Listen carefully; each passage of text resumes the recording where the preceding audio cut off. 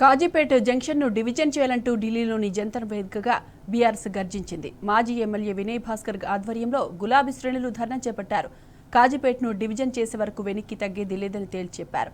Coach ఫ్యాక్టరీలో స్థానికులకు 60% ఉద్యోగాలు ఇవ్వాలని వినయ్ భాస్కర్ డిమాండ్ చేశారు. కాజీపేట రైల్వే స్టేషన్ పక్కన స్ట్రీట్ వెండర్లకు స్టాల్స్ కేటాయించాలన్నారు. Kazipet Bodigudda foot over bridge ను నిర్మించాలని వినయ్ భాస్కర్ తేల్చి చెప్పారు.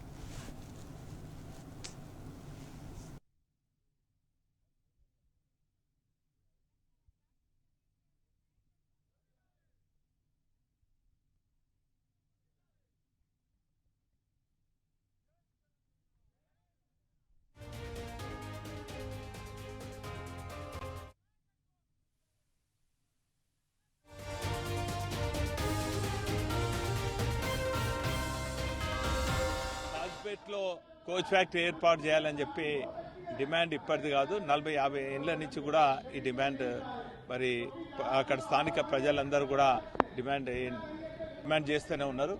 కానీ తెలంగాణ ఉద్యమ సమయంలో ఆనాటి ఉద్యమ నేత కేసీఆర్ గారు తెలంగాణ విభజన చట్టంలో మరి ఏ ప్రాంతంలో ఏ సమస్య ఉన్నది, ఏ ప్రాంతంలో ఏ వనరులు ఉన్నాయని పూర్తిగా అధ్యయనం చేసినటువంటి గొప్ప వ్యక్తిగా మరి ఆ రోజు విభజన చట్టంలో ఉమ్మడి వరంగల్ జిల్లాలో కాజ్పేట్కు సంబంధించిన కోచ్ ఫ్యాక్టరీ ఏర్పాటు చేయాలి, ములుగులో మరి ట్రైబల్ యూనివర్సిటీ, బయ్యారంలో ఉక్కు ఫ్యాక్టరీ ఏర్పాటు చేయాలని చెప్పి పార్లమెంట్లో చట్టం చేయడం జరిగింది. కానీ ఆనాడు మరి కేంద్రంలో ఉన్నటువంటి బీజేపీ ప్రభుత్వం ఈ అంశాన్ని ఎప్పుడు కూడా నీరు గారుస్తూనే ఉన్నది.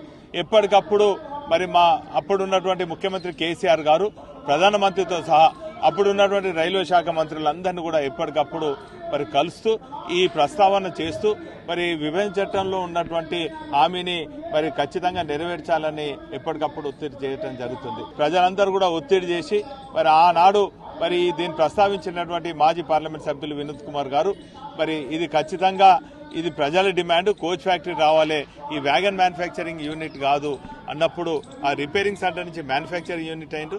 ఆ తదుపరి ఎప్పటికప్పుడు మేము డిమాండ్ చేస్తూనే ఉన్నాం. ప్రజలు కోరుకునేది కోచ్ ఫ్యాక్టరీ అయితే మరి అప్పుడున్నటువంటి కాంగ్రెస్ ప్రభుత్వం 80లో పంజాబ్లో అల్లర్లను దృష్టిలో పెట్టుకుని పంజాబ్ అకార్డ్ సందర్భంగా రాజీవ్ గాంధీ లాంగవాల్ అకార్డ్ సందర్భంగా కపూర్తాలకు తరలించడం జరిగింది. ఈ 30-40 ఏళ్ల నుంచి ఈ ప్రాంతం అంతా కూడా వివక్షతకు గురవుతున్నది. మరి అందుకే ప్రత్యేక రాష్ట్రం కావాలని చెప్పి ప్రజలందరూ కూడా డిమాండ్ చేయడం జరిగింది. కానీ తెలంగాణ రాష్ట్రం ఏర్పడిన తర్వాత మరి చాలా సందర్భాల్లో మా టీఆర్ఎస్ పార్టీ పార్లమెంట్ సభ్యులు ప్రస్తావించుతున్న సందర్భంలో కొన్ని మహారాష్ట్రకు లాతూర్కు తీసుకుపోవడం జరిగింది. ఈ తీరుగా ఎప్పటికప్పుడు దీన్ని దాటేస్తున్నటువంటి సందర్భంలో మేమందరం కూడా పెద్ద ఎత్తున ఆందోళన చేస్తే మొన్న మరి హోం సెక్రటరీ గారు మరి విభజన చట్టాల్లో ఉన్నటువంటి హామీలన్నిటిని కూడా మరి ప్రస్తావిస్తూ మా తెలంగాణ సెక్రటరీకి ఇది మరి ప్రస్తావించడం జరిగింది. కానీ వాస్తవంగా ఇప్పటి వరకు మరి ప్రకటన జరుగుతుంది కానీ పార్లమెంట్లో దీనికి నిధులు కేటాయించడం లేక ఒక స్పష్టమైన ప్రకటన ఇంతవరకు జరగలే. కాబట్టి ఇప్పటికీ కాంగ్రెస్ బీజేపీల పైన నమ్మకం లేదు. కాబట్టి మరి ప్రజల పక్షాన మేము ఢిల్లీకి వచ్చి పెద్ద ఎత్తున ఆందోళన చేయడం జరుగుతుంది.